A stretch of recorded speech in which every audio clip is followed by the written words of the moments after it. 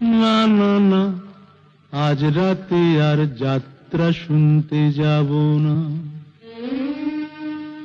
না না না, আজ রাতে আর যাত্রা শুনতে যাব না। শুনেছি চৌধুরী বাড়িতে নাকি বসেছে আসর, এসেছে কলকাতারই নাম করা সেই নট্য কোম্পানি, যে পালাটি করছে ও তার নাম যে তাসের ঘর। বুঝলে নটবর, তুমিও যাবে না, আমিও যাব না। না না না, আজ রাতে আর যাত্রা শুনতে যাব না।